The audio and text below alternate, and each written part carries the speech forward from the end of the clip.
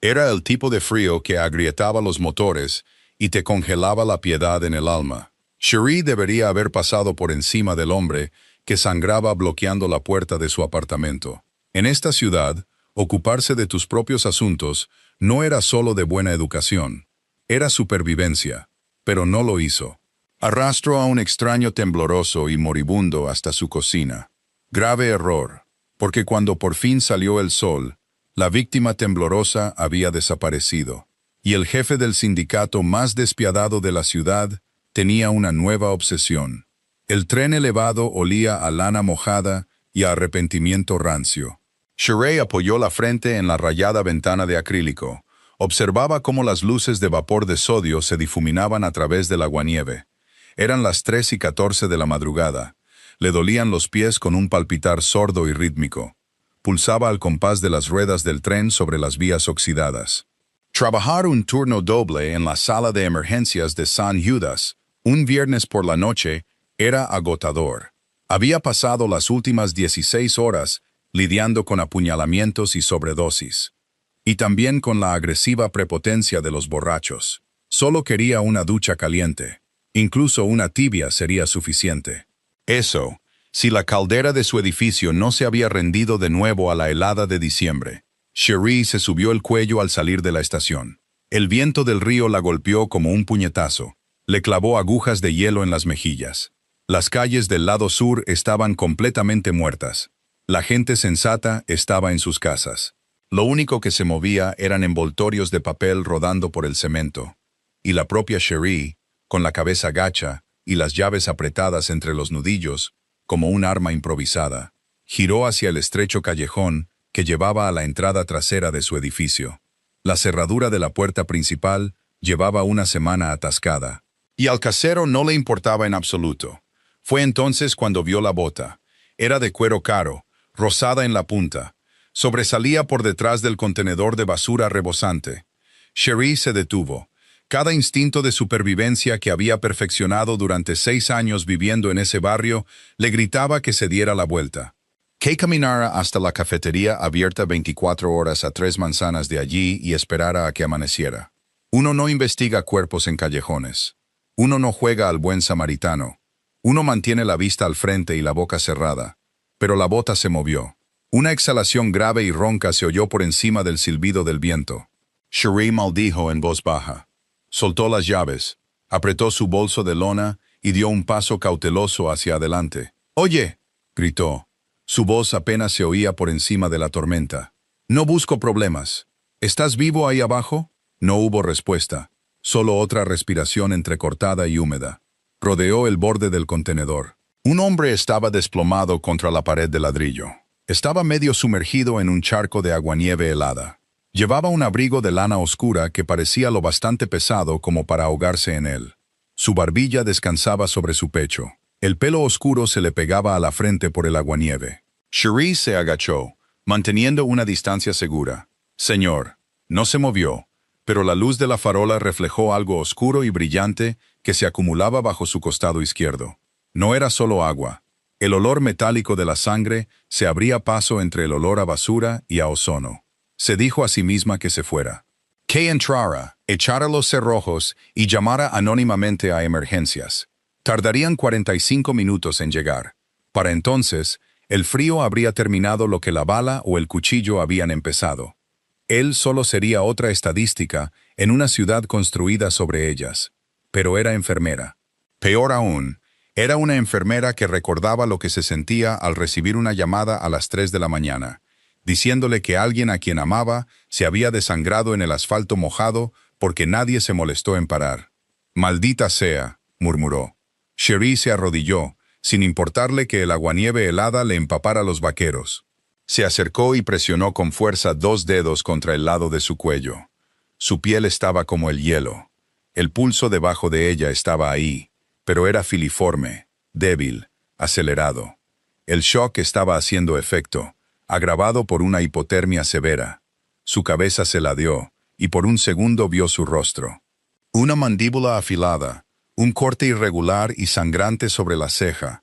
Era joven, quizás a principios de sus 30, pero sus facciones estaban marcadas por una línea sombría y dura, incluso inconsciente. De acuerdo, terco idiota, no te vas a morir en mi puerta, dijo Cherie. Lo agarró por las solapas de su abrigo y tiró. Pesaba increíblemente. Un peso muerto agravado por la lana empapada. Cherie gimió. Sus botas resbalaban en el hielo. Consiguió ponerlo en pie, deslizando su hombro bajo su axila. El hombre gimió, un sonido ronco y gutural. Sus ojos se abrieron con un parpadeo. Solo una rendija. Estaban oscuros, desenfocados, mirando fijamente la pared de ladrillo.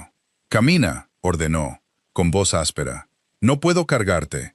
Tienes que usar las piernas». No la entendió, pero un reflejo primario pareció activarse. Sus botas rasparon el pavimento.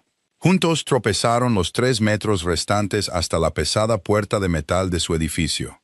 Cherie buscó las llaves con una mano, sosteniendo su peso cambiante con la cadera. La puerta se abrió con un clic. La empujó con el hombro y lo arrastró al pasillo tenuemente iluminado con luz fluorescente. Olía a col hervida y a hierba barata, pero al menos estaban a salvo del viento. Él se derrumbó de inmediato, llevándose a Cherie con él.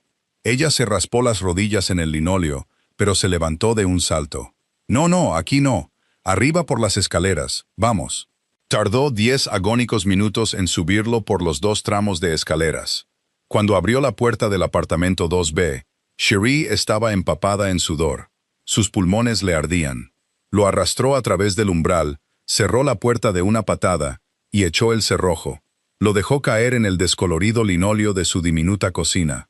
El hombre yacía allí, completamente inmóvil. Un charco oscuro de agua y sangre comenzaba a extenderse por el suelo barato.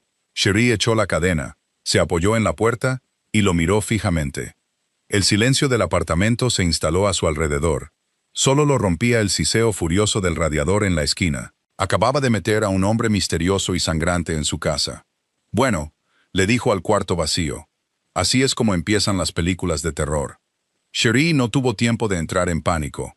El pánico era un lujo para la gente cuyos pacientes no se estaban desangrando en el suelo de su cocina. Se quitó el abrigo mojado, se quitó las botas de una patada y se dejó caer al suelo junto a él. La primera prioridad era quitarle la ropa mojada. La hipotermia lo mataría antes que la pérdida de sangre. Lo giró sobre su espalda. Él gimió, un sonido profundo y ronco, y su mano derecha se disparó. Le agarró la muñeca con una fuerza aterradora. Cherie se quedó helada. Sus ojos estaban abiertos ahora, oscuros, planos, como mirar el hueco vacío de un ascensor. A pesar de que sus labios estaban azules y se estaba muriendo, su agarre era como un tornillo de banco industrial. «Hospital», arrastró las palabras, su voz áspera como papel de lija. «Nada de hospital. Necesitas un médico», dijo Cherie con calma. Se negó a mostrar la punzada de miedo que sentía en el pecho. «Estás sangrando. Ni policías, ni hospital».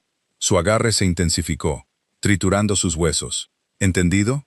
No había desesperación en su voz, solo una orden fría y absoluta. No era una súplica, era una amenaza. «De acuerdo», dijo Cherie, manteniendo el contacto visual. «Ni policías, ni hospital. Ahora suéltame antes de que te deje desangrarte sobre mi fianza». Él estudió su rostro durante un largo y agónico segundo. Sus ojos seguían cada microexpresión. Luego su mano se aflojó, cayendo al suelo mientras sus ojos se ponían en blanco. Cherie se frotó la muñeca, reprimiendo un escalofrío. Cogió unas tijeras de trauma de su bolso de trabajo. Empezó por el abrigo, cortando las mangas para evitar moverlo más de lo necesario. Una vez que quitó la pesada lana, cortó una camisa de vestir arruinada y empapada de sangre. La herida era fea, pero no era mortal de inmediato. Una profunda laceración recorría su caja torácica izquierda. No era un agujero de bala. Parecía un corte de una hoja de sierra, largo e irregular. Había esquivado los órganos principales, pero era lo bastante profundo como para necesitar puntos, y el sangrado era constante. Su torso estaba cubierto de moratones, algunos amarillentos, otros de un morado fresco e intenso. Parecía un hombre que se ganaba la vida siendo atropellado por camiones. Cherie se levantó y corrió a su diminuto baño. Cogió una toalla limpia, una botella de alcohol, una aguja y un carrete de hilo de seda grueso que guardaba en su botiquín personal. No era cirujana, pero había cerrado suficientes heridas de peleas de bar en triaje como para conocer la mecánica. Volviendo a la cocina, se arrodilló a su lado. «Esto va a doler», le advirtió al hombre inconsciente. Presionó la toalla con fuerza contra la herida. Su cuerpo se convulsionó, una violenta sacudida de dolor que arqueó su espalda del suelo, pero no se despertó. Cherie mantuvo la presión constante durante 5 minutos. Observó el tic-tac del reloj de pared hasta que el sangrado se redujo a un goteo. Limpió los bordes del corte con alcohol. Sus músculos se contrajeron en respuesta al escozor. Enhebrando la aguja, respiró hondo. No tenía anestesia, solo una aguja, hilo y una sombría determinación. Pellizcó la piel y clavó la aguja. Se despertó en la tercera puntada.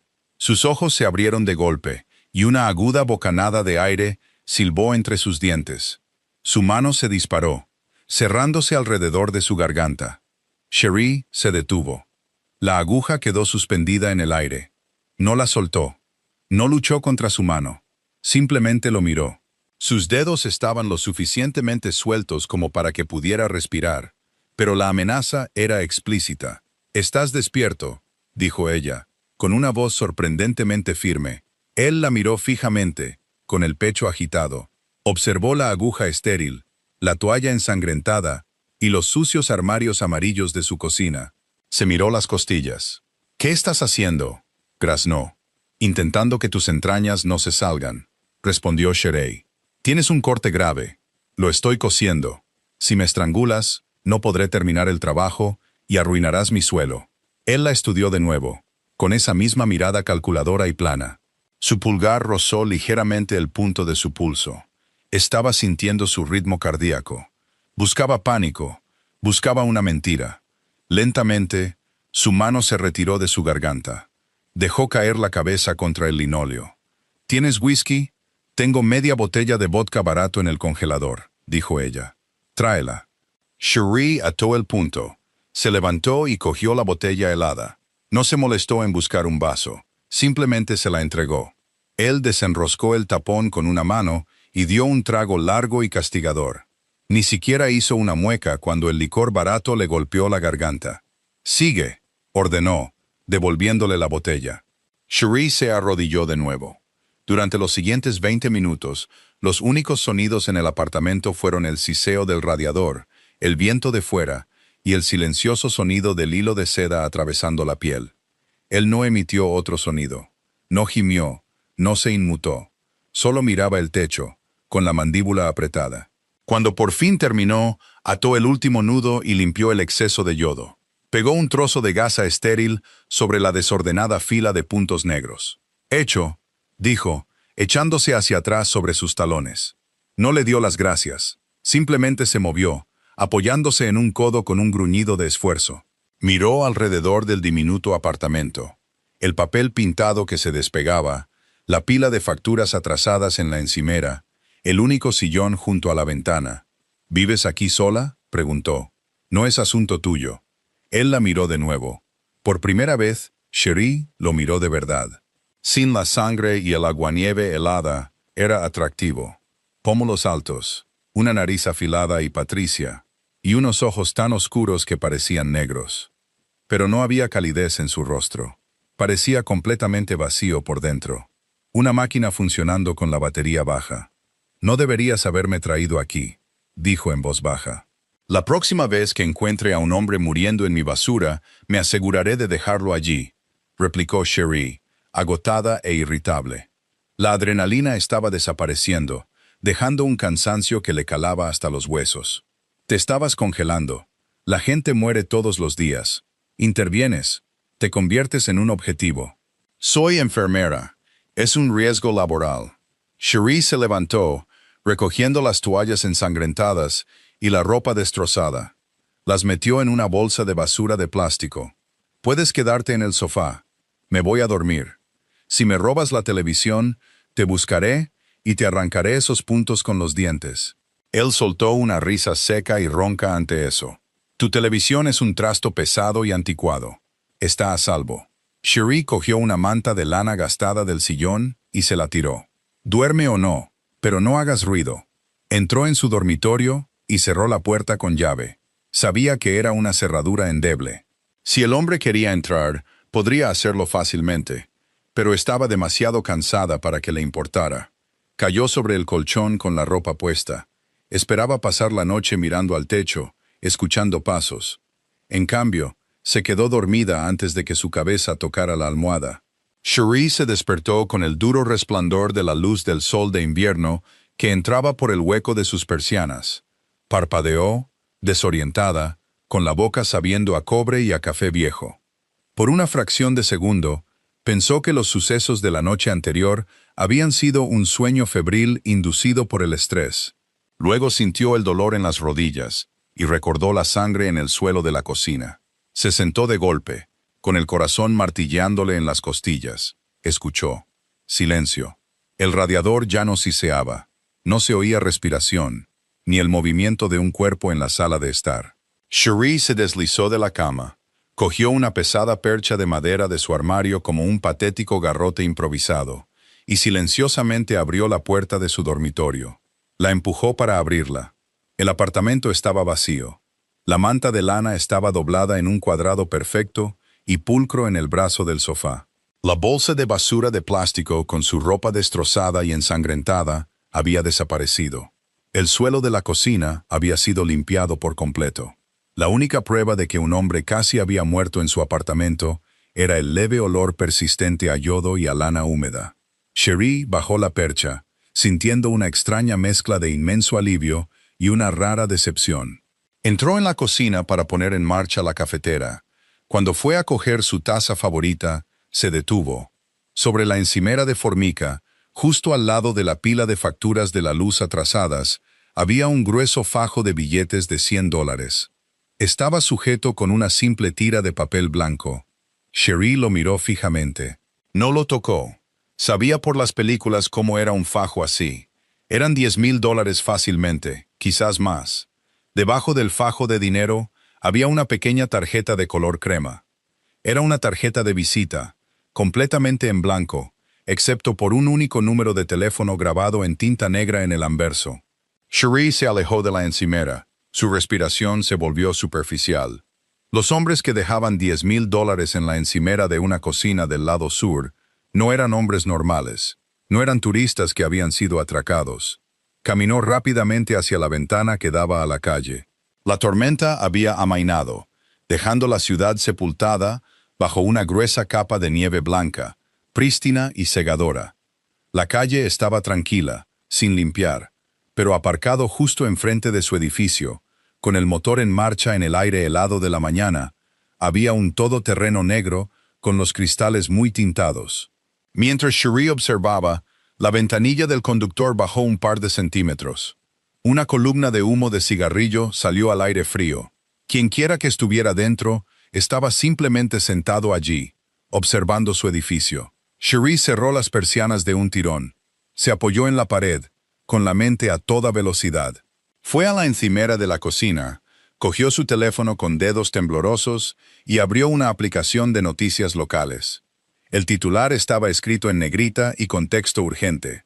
Las guerras de sindicatos se intensifican. Masacre en los muelles. Circulan rumores sobre el destino del nuevo jefe. Cherie hizo clic en el artículo. Sus ojos recorrieron el texto rápidamente. Una lucha por el poder. Una traición dentro de la mayor familia del crimen organizado de la ciudad. Un tiroteo que dejó 6 hombres muertos. El recién nombrado jefe de la familia había sido emboscado. Las autoridades no estaban seguras de si había sobrevivido a la noche. Se desplazó hacia abajo. Había una foto de archivo adjunta al artículo. A Cherie se le cortó la respiración. Era él, el hombre del callejón. En la foto llevaba el pelo engominado hacia atrás. Llevaba un traje a medida y no tenía sangre en la cara, pero los ojos fríos y muertos eran exactamente los mismos. El pie de foto decía: Leo Calvino, presunto jefe del sindicato Calvino. Cherie miró lentamente de la pantalla del teléfono al fajo de dinero en su encimera. No solo había salvado a una víctima cualquiera de la violencia de la ciudad, había salvado al arquitecto de esa violencia. Le había cosido la herida a un monstruo, le había dado una botella de vodka y le había dicho que no le robara la televisión. Un fuerte golpe en la puerta de su apartamento la hizo saltar. Un grito ahogado escapó de sus labios. Miró fijamente la puerta. El cerrojo estaba echado. La cadena estaba puesta. «Señorita Murphy», gritó una voz desde el pasillo. No era la voz ronca del hombre de la noche anterior. Era enérgica, profesional y lo suficientemente alta como para atravesar la madera. «Detective James Brody, policía de Chicago. Abra la puerta, por favor». Cherie miró el dinero. Miró la tarjeta en blanco. Se suponía que ella era invisible. Se suponía que debía ir a trabajar, pagar sus facturas y sobrevivir. En cambio, el depredador alfa de la ciudad había dormido en su sofá, y ahora la policía estaba en su puerta. El extraño tembloroso se había ido, pero la pesadilla no había hecho más que empezar. El corazón de Cherie golpeaba contra sus costillas, un ritmo frenético y atrapado. Miró fijamente la barata chapa de su puerta principal, escuchando los nudillos pesados golpear la madera por segunda vez. «Señorita Murphy, sé que está ahí. El encargado del edificio dijo que salió de su turno hace unas horas». Se movió. La supervivencia se impuso a la parálisis. Cherie cogió el grueso fajo de billetes de $100 y la tarjeta de visita en blanco de la encimera. Los metió en el fondo de su bote de harina, enterrando el papel bajo un montón de polvo blanco y barato. Cerró la tapa de golpe, se secó las palmas de las manos en los vaqueros y respiró lenta y profundamente para estabilizarse. Caminó hacia la puerta y quitó la cadena, pero dejó el cerrojo echado, abriendo la puerta solo 5 centímetros. El detective James Brody tenía el mismo aspecto que el lado sur en febrero. Agotado, gris y completamente sin paciencia. Llevaba un abrigo arrugado de color canela sobre un traje que había dejado de mantener un pliegue en algún momento de la década anterior. Su placa colgaba de una cadena alrededor de su cuello, descansando sobre una corbata de rayas torcida. «¿Cherie Murphy?», preguntó. Su voz era un murmullo grave y ronco. «Sí», dijo Cherie, manteniendo un tono plano y defensivo. La postura estándar de cualquiera que habla con un policía en este código postal. «¿Puedo ayudarle, detective? ¿Le importa si entro?» Brody no esperó una respuesta, echando su peso hacia adelante. Cherie mantuvo la puerta firme. «De hecho, sí me importa. He trabajado un turno de trauma de 16 horas, detective. He dormido exactamente 3 horas. Sea lo que sea, puede esperar en el pasillo». Brody se detuvo. No parecía enfadado, solo ligeramente molesto. Sacó una pequeña libreta de espiral de su bolsillo. «De acuerdo. Recibimos una llamada anónima hace una hora. Alguien vio una cantidad significativa de sangre en el callejón detrás de este edificio. Un rastro de ella lleva directamente a la puerta de servicio trasera». Cherie mantuvo su rostro completamente inexpresivo. Se clavó las uñas en la palma de la mano. «Yo entré por la puerta principal». «La cerradura de la puerta principal está rota», señaló Brody. «Lleva así una semana», replicó Cherie. «El casero es un inútil. Por eso cierro mi propia puerta con llave». Los ojos de Brody, de un azul desvaído y acuoso, escanearon lentamente los 5 centímetros del apartamento de Cherie, que podía ver por la rendija. Inspiró lentamente por la nariz. «Huele a yodo ahí dentro». «Soy enfermera», dijo Cherie sin dudar. «Traje a casa un uniforme que se empapó de betadine durante la inserción de un tubo torácico. Está en mi cesto de la ropa sucia». Brody se mordió el interior de la mejilla. Le miró las manos. Se había quitado la sangre de debajo de las uñas, pero sus nudillos estaban en carne viva por el jabón fuerte. «¿Vio algo cuando llegó a casa anoche?», preguntó Brody. «¿Alguien merodeando? ¿Alguien sangrando?» A las 3 de la mañana, Cherie dejó que un toque de amargura se colara en su voz. Si hubiera visto a alguien sangrando en ese callejón, habría seguido caminando. «Arreglo a la gente cuando está en mi mesa en San Judas. No voy a buscarlos en la oscuridad». Era la mentira perfecta, porque era exactamente lo que haría un residente cansado y endurecido de la ciudad. Brody asintió lentamente, aceptando la lógica cínica. «De acuerdo», dijo Brody. Cerró su libreta y la guardó de nuevo en su bolsillo. «Bueno, mantenga la cadena puesta, señorita Murphy. Se dice por ahí que hubo una gran reorganización en la ciudad anoche. Volaron muchas balas. El nuevo jefe de la familia Calvino recibió un golpe. Nadie sabe si está muerto o simplemente escondido. Si se está escondiendo, buscará un agujero donde meterse. Cherie se obligó a mantenerle la mirada. Lo tendré en cuenta. Si ve algo o huele algo además de su ropa sucia, avise, dijo Brody. Se dio la vuelta y caminó por el pasillo con olor a col, sus pesados zapatos rozando el linóleo. Cherie cerró la puerta y echó el cerrojo. Se deslizó por la madera hasta que tocó el suelo, abrazándose las rodillas. Miró hacia el bote de harina. $10,000. Una tarjeta en blanco. Leo Calvino no estaba escondido en un agujero. Estaba operando. Le había dejado una propina. Había salido de su apartamento con puntos nuevos. Y ahora tenía un todoterreno negro, aparcado al otro lado de la calle vigilando su ventana. Ya no era una buena samaritana. Era una cómplice, y la policía ya estaba rondando. Cherie cerró los ojos, el agotamiento finalmente cayendo sobre ella como un peso físico. Tenía otro turno en 4 horas. A la ciudad no le importaba si estabas atrapada en una guerra de mafias. El alquiler seguía venciéndose. La sala de emergencias de San Judas era una caótica trinchera iluminada con luz fluorescente. Era sábado por la noche, lo que significaba que el tablero de triaje era un bloque sólido de códigos de prioridad rojos y amarillos. Cherie se movía a través del caos con precisión mecánica. Puso una vía intravenosa a un adolescente deshidratado, aplicó un vendaje de presión a una víctima de violencia doméstica y administró 2 miligramos de Ativan a un hombre convencido de que estaba cubierto de arañas invisibles. La sangre, los gritos, el olor a lejía y a sudor, normalmente las entraban. Era un mundo violento, pero era un mundo con reglas, protocolos, dosis, signos vitales. Esa noche, no podía concentrarse. Cada vez que las puertas correderas automáticas de la zona de ambulancias se abrían con un siseo, el pecho de Cherie se oprimía. Esperaba ver llegar un todoterreno negro. Esperaba ver a hombres con pesados abrigos de lana, trayendo de vuelta a un Leo Calvino sangrante. O peor, esperaba que el detective Brody entrara en la sala de espera mostrando una bolsa de plástico con sus tijeras de trauma ensangrentadas dentro. Murphy, estás distraída. La enfermera jefe Miller le espetó, chasqueando los dedos delante de la cara de Cherie. Cama 4 necesita un TAC craneal urgente. Vamos. Cierto. Lo siento. Cherie cogió el historial y empujó la camilla por el pasillo, obligando a su mente a volver a la estéril realidad del hospital.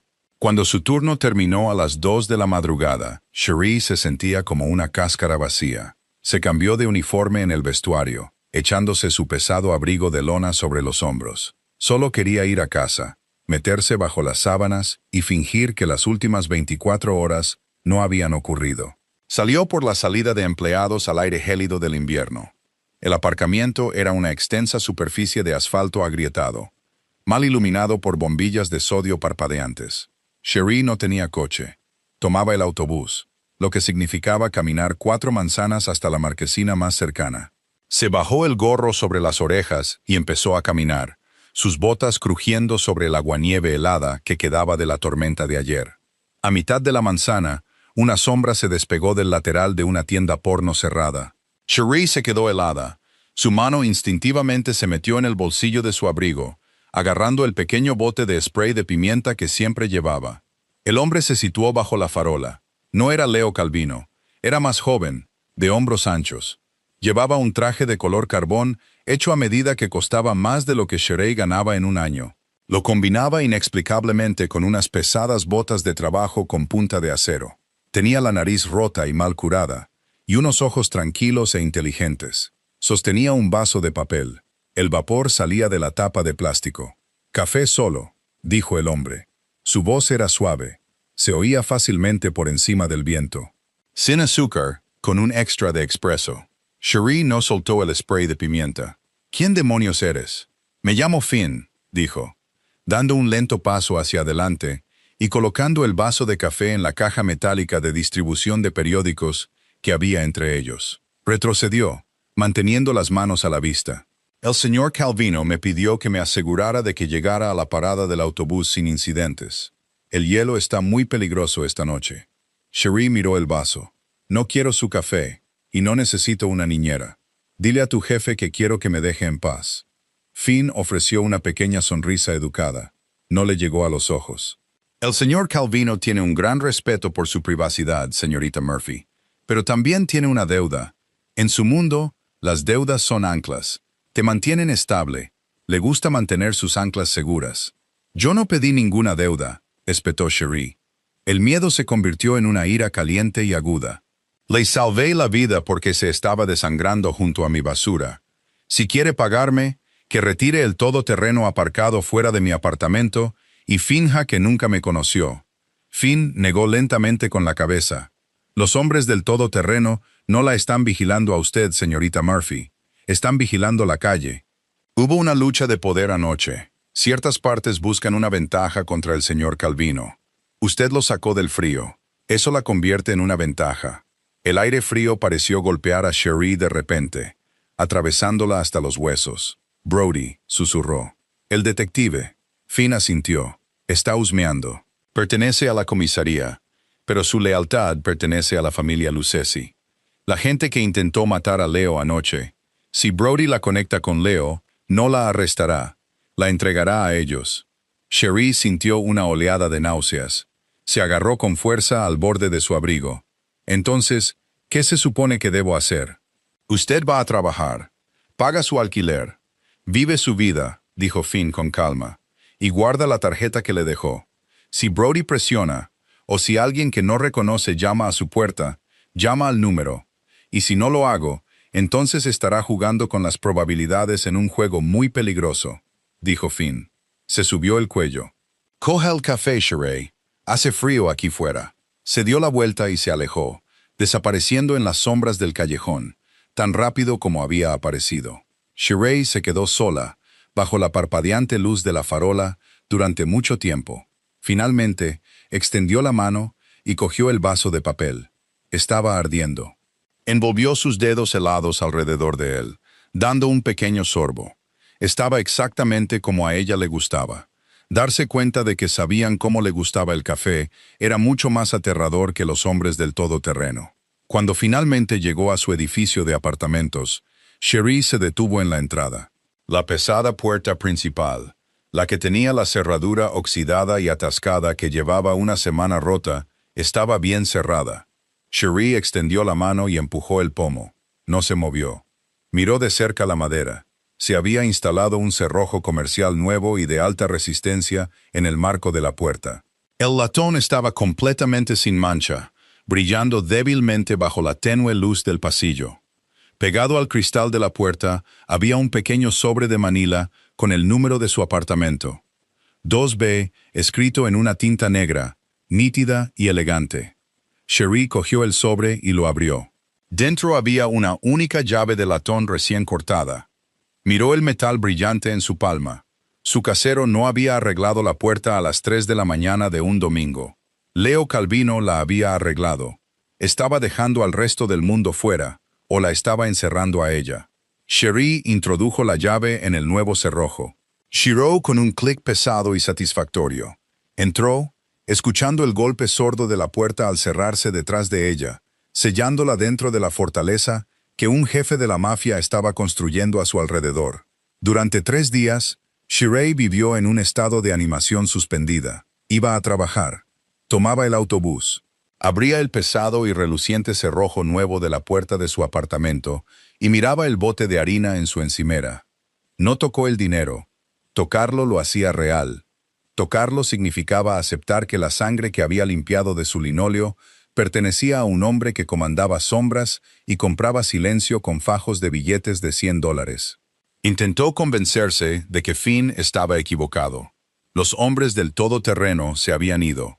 La calle fuera de su ventana era de nuevo solo una carretera vacía y cubierta de nieve. Quizás Leo Calvino se había recuperado lo suficiente como para volver a cualquier oscuro ático desde el que gobernaba, y todo había terminado. Luego llegó el jueves por la noche. San Judas estaba inusualmente tranquilo. La calma antes de la inevitable avalancha de medianoche de intoxicaciones etílicas y peleas de bar. Cherie estaba en el pasillo trasero haciendo inventario en el almacén B. Era una caja de hormigón sin ventanas, llena de estanterías de alambre con bolsas de suero, gasas estériles y kits de intubación. Olía intensamente a lejía y a cartón.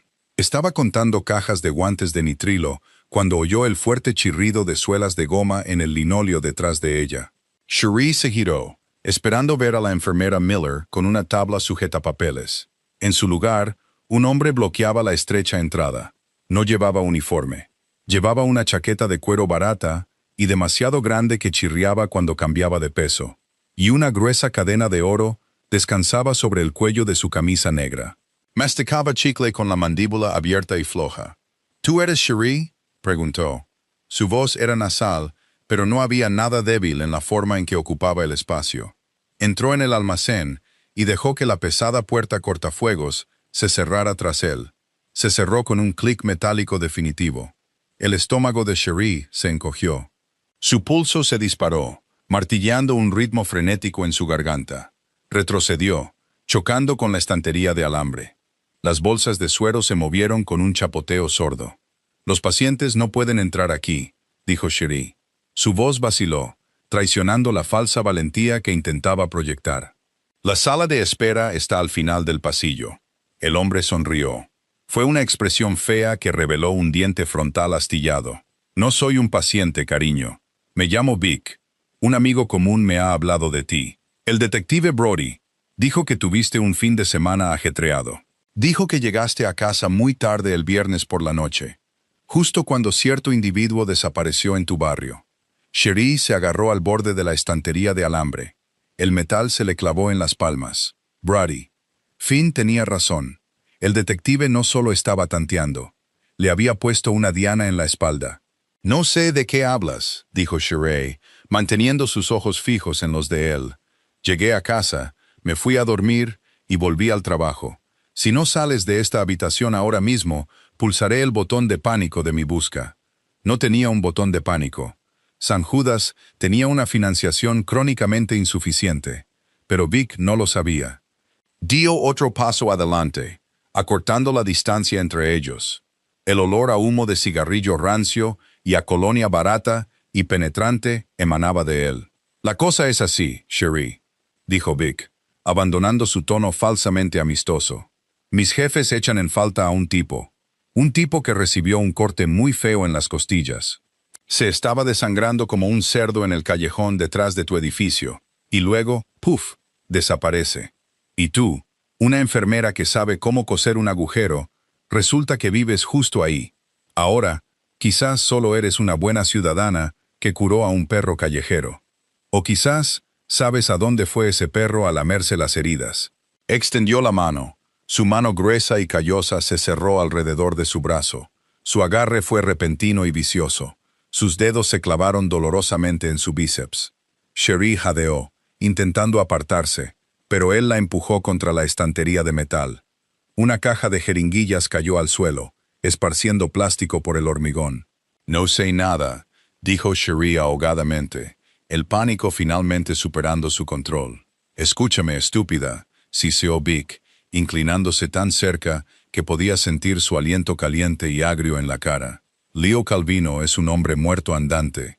La familia Lucasi se está apoderando de la ciudad. Si lo estás escondiendo, o si sabes quién vino a buscarlo, dímelo ahora mismo, porque si tengo que ir a tu pequeño y miserable apartamento a preguntártelo de nuevo, no lo pediré amablemente». Le apretó el brazo con más fuerza. Cherie sintió una nauseabunda presión en la articulación de su hombro. Lágrimas de puro dolor asomaron a sus ojos. Su mano derecha tanteó a ciegas la estantería detrás de ella. Sus dedos rozaron un objeto de plástico pesado y sólido, el contenedor de objetos punzantes. Sin pensar, Cherie agarró la gruesa caja de plástico rojo y la blandió con todas sus fuerzas. El borde duro golpeó a Vic directamente en la sien. Él gruñó, aturdido, su agarre aflojándose lo suficiente. Cherie lo empujó hacia atrás. Vic tropezó. Su talón se enganchó en las jeringuillas esparcidas y cayó con fuerza sobre una rodilla. Cherie no esperó. Salió corriendo. Abrió de un tirón la pesada puerta cortafuegos y corrió por el pasillo, sus botas golpeando el linóleo. No miró hacia atrás. Atravesó las puertas dobles del vestuario de empleados, casi arrancando las bisagras, y cerró la puerta de golpe detrás de ella, apoyando todo su peso contra ella. Se quedó allí, con el pecho agitado, escuchando si había pasos. Nada. El pasillo exterior permaneció en silencio. Sheree se derrumbó en el banco de madera frente a su taquilla. Su brazo izquierdo palpitaba con un dolor sordo y nauseabundo. Se subió la manga de su uniforme. Un moratón oscuro e intenso con la forma de 4 dedos gruesos ya estaba apareciendo en su pálida piel. Se le había acabado el tiempo.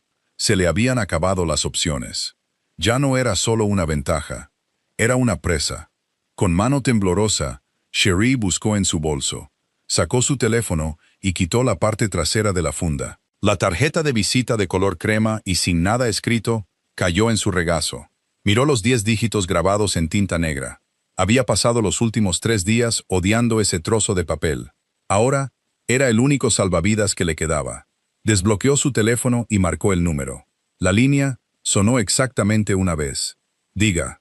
La voz era un barítono bajo y resonante. Era grava y hierro, despojando el ruido estéril del hospital a su alrededor. Era él. Sheree cerró los ojos. Un suspiro tembloroso escapó de sus labios. Me ha encontrado. Hubo una fracción de segundo de silencio en la línea. La temperatura de la llamada pareció bajar 10 grados. Sheree, no fue una pregunta. Recordaba su voz. Un hombre llamado Vic, dijo Sheree, las palabras saliendo de ella en un torrente de pánico y sin aliento. Me acorraló en un almacén. Trabaja para la familia Lucasi. Dijo que Brody lo envió. Sabe lo del callejón. Sabe lo que hago. ¿Estás herida? La voz de Leo estaba completamente desprovista de pánico. Era clínica, aterradoramente tranquila. Me agarró, dijo ella, mirando las marcas moradas de los dedos en su brazo. Le pegué. Me encerré en el vestuario de empleados, pero no puedo quedarme aquí, y no puedo ir a casa. Escúchame con mucha atención, le instruyó Leo. La cadencia de su voz era hipnótica, obligando a su corazón acelerado a igualar su ritmo constante. No vuelvas a la sala de emergencias. No hables con tu enfermera jefe. Sal por la salida sur, junto a los muelles de carga. Hay un punto ciego en las cámaras de seguridad junto a los contenedores comerciales. Tienes exactamente 4 minutos. Ve. La línea se cortó. Sheree dejó caer el teléfono en su bolso. No se molestó en cambiarse de uniforme ni en coger su pesado abrigo. Se colgó su bolso de lona al hombro y abrió la puerta del vestuario. Los pasillos del hospital eran un borrón. Mantuvo la cabeza gacha, evitando la mirada de un celador que empujaba un carro de lavandería. Navegó por el laberinto de pasillos traseros. El olor a lejía dando paso al olor a gases de escape y a lluvia helada mientras atravesaba las pesadas puertas metálicas de la salida sur. El muelle de carga estaba oscuro, iluminado solo por una única bombilla amarilla parpadeante. El viento aullaba contra el hormigón, atravesando instantáneamente su fino uniforme de algodón. Tiritó violentamente. Sus dientes castañeteaban mientras bajaba las escaleras de metal y se apresuraba hacia los enormes contenedores comerciales verdes. Se quedó en las sombras, abrazándose, sus ojos recorriendo el callejón vacío y cubierto de nieve. 3 minutos, 4 minutos, 5 minutos. Nada. El pánico comenzó a arañarle la garganta de nuevo. ¿Y si no venía? ¿Y si Vic la había seguido? Se adentró más en las sombras, su mano agarrando el spray de pimienta en su bolso. Los neumáticos sisearon contra el pavimento mojado. Un elegante todoterreno negro, el mismo que había aparcado fuera de su apartamento, entró en el callejón. No llevaba las luces encendidas. Avanzó como un tiburón cortando aguas oscuras y se detuvo bruscamente a centímetros de los contenedores. La puerta trasera del pasajero se abrió. «Entra», ordenó una voz desde el oscuro interior. Sheree no dudó. Prácticamente se lanzó al vehículo. La puerta se cerró detrás de ella con un pesado golpe presurizado, sellándola dentro.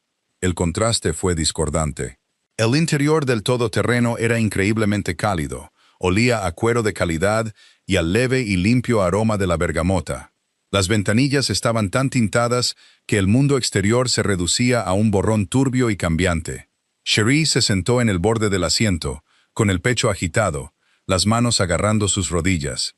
«Conduce», dijo la voz. El todoterreno aceleró suavemente, saliendo del callejón y mezclándose con el escaso tráfico de medianoche.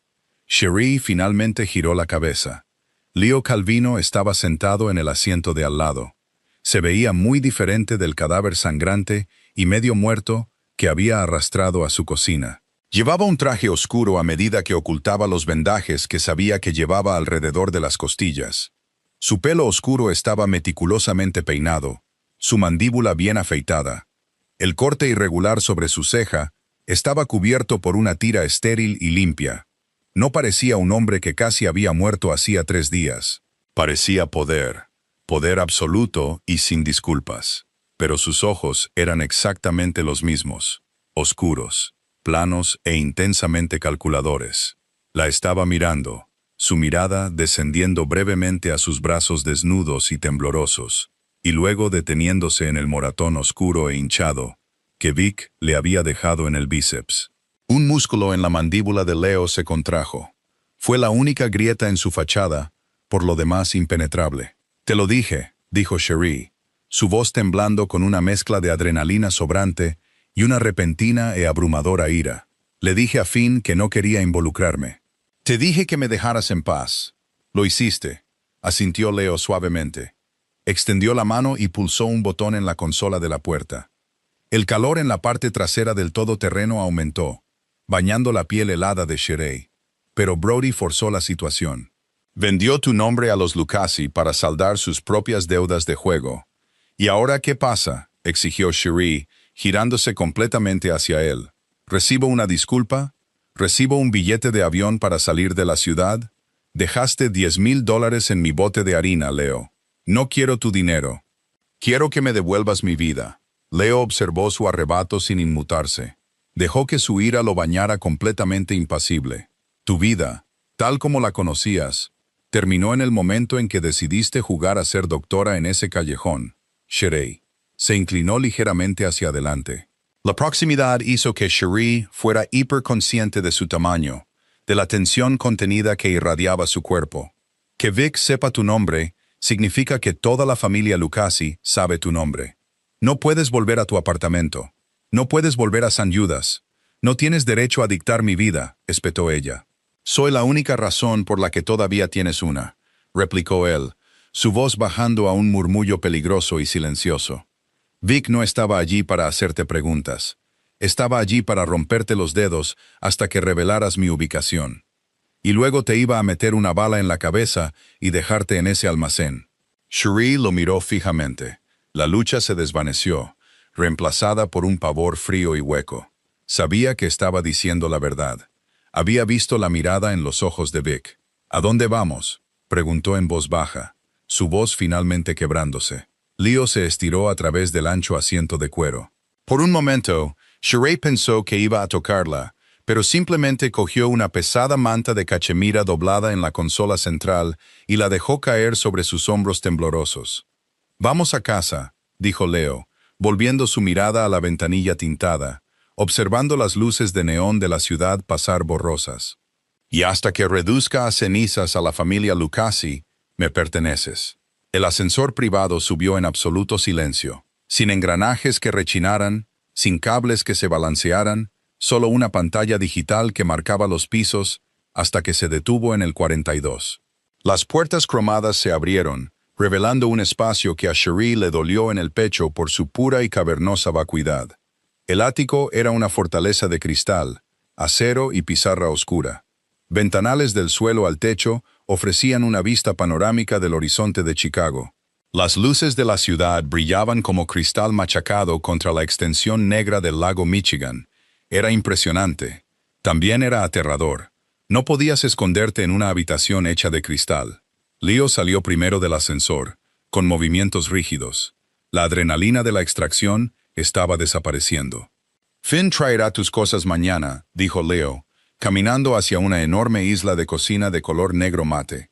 «Lo que necesites de tu apartamento, ropa, documentos». «No necesito nada de mi apartamento», dijo Cherie, pisando con cautela el suelo de madera pulida. Se apretó la manta de cachemira alrededor de su uniforme. «Porque no me voy a quedar aquí».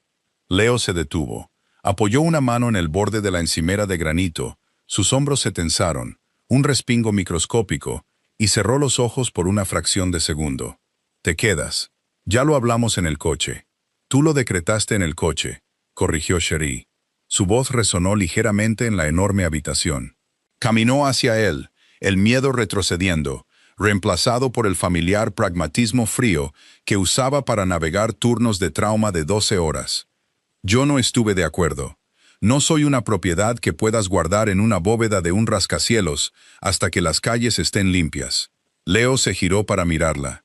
La dura iluminación empotrada del techo captó los ángulos afilados de su rostro. Parecía pálido, más pálido que en el todoterreno. No discutió con ella. Simplemente se desabrochó la chaqueta del traje. Se la quitó, haciendo una mueca al extender el brazo izquierdo, y tiró la cara lana sobre un taburete de bar de cuero. Su impecable camisa de vestir blanca estaba empapada. Una mancha oscura de sangre fresca empapaba la tela sobre sus costillas izquierdas. Se extendía sin parar hacia la cintura de su pantalón. Cherie dejó de caminar. La ira se evaporó, instantáneamente superada por el instinto profesional. «Te has saltado los puntos», dijo ella secamente. «Tuve una tarde ajetreada», respondió Leo, con la voz tensa. Se agarró con más fuerza al borde de la encimera. Sus nudillos se pusieron blancos. Hubo un desacuerdo sobre las rutas de envío en el puerto.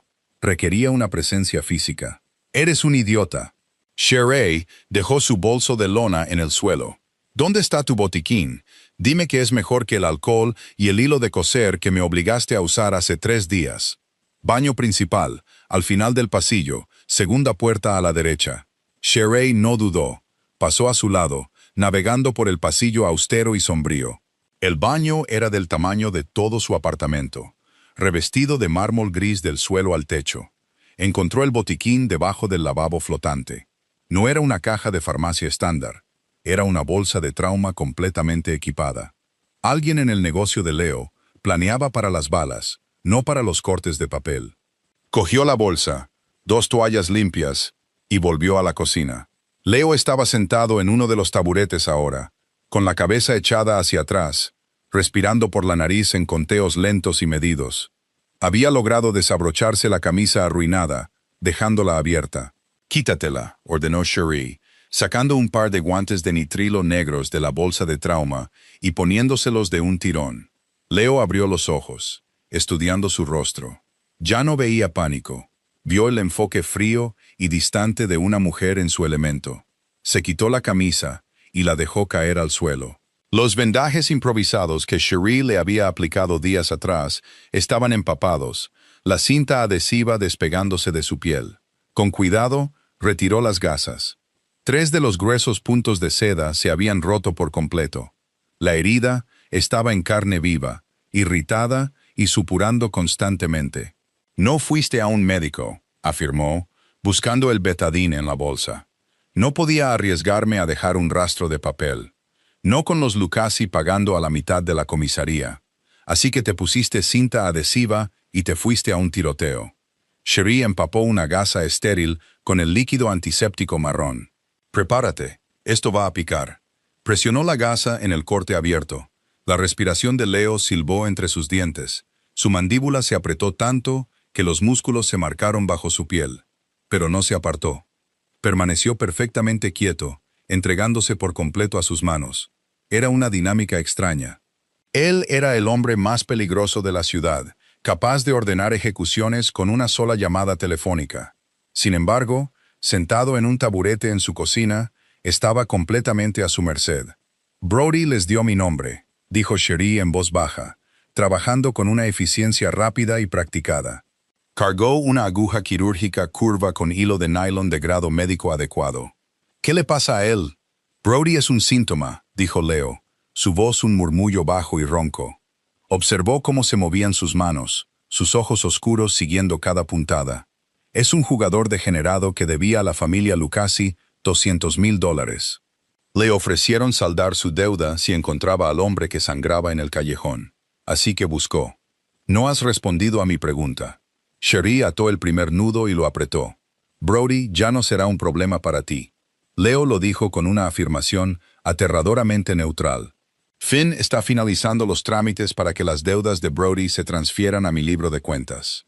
Mañana por la mañana, el detective se dará cuenta de que me debe su vida, su placa y sus rótulas. Nunca volverá a mirar en tu dirección. Cherie tragó saliva. Ató el segundo punto. ¿Y Vic? La expresión de Leo cambió. La neutralidad se desvaneció, reemplazada por una oscuridad fría y hueca que le erizó el vello de los brazos a Cherie. Era la misma mirada que le había dirigido desde el suelo de su cocina cuando su mano estaba alrededor de su garganta. «Vic te tocó», dijo Leo en voz baja. Me agarró del brazo, puso sus manos sobre lo que me pertenece. «Yo no te pertenezco», espetó Cherie, atando el último nudo con fuerza agresiva. Cortó los extremos del hilo y pegó un vendaje grueso y estéril sobre la herida cerrada. «Te curé, te salvé la vida. Eso nos deja en paz. No me convierte en tu propiedad». Leo miró el vendaje fresco y limpio. Luego levantó la vista, encontrando su mirada. No se apartó. Se inclinó ligeramente, acortando la distancia entre ellos hasta que pudo sentir el calor que irradiaba su pecho. «No se sobrevive en mi mundo estando en paz, Cherie», dijo en voz baja, su voz vibrando en la habitación silenciosa. «Se sobrevive manteniendo la posición dominante. Los Lucasi saben que existes. Saben que te saqué de la nieve. Si te dejo salir por esa puerta esta noche, te usarán para llegar a mí. Te romperán solo para ver si sangro». Cherie se quitó los guantes ensangrentados. Sus manos temblaban ligeramente. Odiaba que tuviera razón. Odiaba la lógica fría e innegable de su violencia. «Así que me quedo en la caja de cristal», susurró, mirando las luces de la ciudad. «Te quedas donde pueda verte», corrigió Leo, «hasta que queme su casa hasta los cimientos». Pasaron 3 días en un borrón de cielos grises y un silencio ensordecedor. Cherie no fue a trabajar. Finn le trajo un teléfono desechable y una bolsa de lona con su ropa, su cepillo de dientes y la novela de bolsillo gastada que había dejado en su mesita de noche. También trajo el bote de harina. Cuando Cherie lo abrió, los $10,000 estaban exactamente donde los había dejado. Leo era un fantasma. Salía del ático antes de que saliera el sol y regresaba mucho después de que ella se hubiera quedado dormida en el espacioso dormitorio de invitados. Cuando lo veía, estaba al teléfono, su voz un murmullo bajo y urgente, hablando en un italiano rápido y local, dirigiendo una guerra que ella no podía ver. Veía las noticias locales. Los presentadores informaban de un repentino y violento aumento de la actividad relacionada con las bandas. Un incendio en un almacén en el lado sur, un tiroteo fuera de un popular restaurante de lujo, una explosión en un astillero. Los medios lo llamaron una guerra territorial. Cherie sabía que era una demolición. En la cuarta noche, la tormenta estalló. Cherie estaba sentada en la sala de estar a oscuras, viendo cómo el aguanieve golpeaba el cristal reforzado. La ciudad de abajo era una cuadrícula brillante y borrosa. El ascensor sonó. Cherie se levantó cuando las puertas se abrieron. Leo entró en el ático. No parecía un hombre que hubiera ganado una guerra. Parecía un hombre que apenas la había sobrevivido.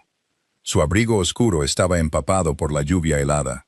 Tenía el labio partido, un moratón oscuro hinchándose a lo largo de su pómulo, y sus nudillos estaban partidos y sangrando. El aire a su alrededor olía a ozono, a asfalto mojado y al agudo olor metálico de la cordita. Se detuvo en el centro de la habitación, mirándola de pie junto a la ventana. Durante un largo momento, ninguno de los dos habló. El único sonido era el aullido del viento contra el cristal.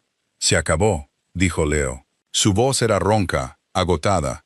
Cherie se cruzó de brazos, manteniendo la distancia. «¿Todo? La familia Lucasi ya no tiene presencia en Chicago», afirmó Leo. Se quitó el pesado abrigo y lo dejó caer en una silla. Caminó hacia el mueble bar, sirvió 2 dedos de un líquido ámbar en un vaso y se lo bebió de un trago. Su liderazgo ha desaparecido. Su territorio ha sido absorbido. La calle está tranquila. «¿Y Vic?», preguntó Cherie, con la voz tensa. Leo dejó el vaso con un suave tintineo. La miró, sus ojos oscuros indescifrables. «Vic está en el fondo del río. No volverá a agarrar a nadie en un almacén nunca más». El estómago de Cherie se retorció. No era repulsión exactamente. Era una aceptación pesada y fría. Esta era la realidad del hombre que estaba frente a ella. No llamaba a la policía. No presentaba informes. Eliminaba la amenaza permanentemente. Finn está abajo, continuó Leo, girándose para mirarla de frente. Tiene un sobre para ti. Contiene un pasaporte nuevo, un nuevo número de la Seguridad Social y la escritura de una propiedad en el norte de Nueva York. Es un lugar tranquilo, seguro. Puedes irte esta noche. Nunca más tendrás que mirar por encima del hombro. Cherie lo miró fijamente. Pensó en el diminuto apartamento del lado sur, la cerradura rota de la puerta principal, el radiador que siseaba, los interminables y agotadores turnos dobles en San Judas, curando los daños colaterales de una ciudad a la que no le importaba su gente. Miró al hombre que había ordenado ejecuciones para mantenerla con vida. ¿Y si me quedo?, preguntó ella. Leo se quedó completamente quieto. El silencio en la habitación se espesó, volviéndose pesado y sofocante. «Si te quedas», dijo Leo lentamente, alejándose del bar y caminando hacia ella. «No podrás fingir que no sabes lo que soy. No podrás apartar la vista de la sangre». Se detuvo a solo un paso de ella. El olor a lluvia helada y a pólvora era embriagador. «No aparté la vista cuando te estabas desangrando junto a mi basura», dijo Cherie, con la voz firme, negándose a romper el contacto visual. «Te cosí la herida». «Ese era un extraño moribundo», murmuró Leo, levantando la mano. Dudó un segundo antes de que sus nudillos magullados y en carne viva rozaran suavemente su mandíbula. El toque fue increíblemente ligero para un hombre capaz de tal violencia. «Esto es diferente, Cherie. No soy un buen hombre. Soy un monstruo que es dueño de la oscuridad. Si te quedas en esa oscuridad conmigo». Cherie cerró los ojos por un breve segundo, apoyándose en el calor de su palma. No era una chica ingenua buscando un cuento de hadas. Era una mujer cínica y agotada, que finalmente había encontrado algo lo suficientemente sólido a lo que aferrarse en un mundo helado y fracturado. Abrió los ojos y lo miró. «La oscuridad no me asusta, Leo. Yo trabajo en el turno de noche». Una exhalación lenta y áspera escapó de los labios de Leo. Un sonido de profundo y anclado alivio. Su mano se deslizó hacia la parte posterior de su cuello, sus dedos enredándose en su pelo. No la besó. Todavía no. Simplemente la atrajo hacia él, apoyando su frente contra la de ella, inhalándola como si fuera oxígeno. El extraño tembloroso estaba muerto. El jefe de la mafia permanecía. Y Cherie, rodeada por el frío cristal y la ciudad resplandeciente, finalmente sintió que estaba exactamente donde debía estar. ¿Cometió Cherie el mayor error de su vida? ¿O es este el comienzo de un imperio oscuro? Dale a me gusta si te ha enganchado y cuéntanos en los comentarios qué habrías hecho en su lugar. ¿Pasar de largo o arrastrarlo adentro? Asegúrate de pulsar el botón de suscribir y activar las notificaciones para no perderte la cuarta parte, donde la policía y la mafia llaman a la puerta de Cherie. Las calles están frías, pero esta historia no ha hecho más que empezar a arder. Comparte este video con un amigo al que le encanten los romances oscuros.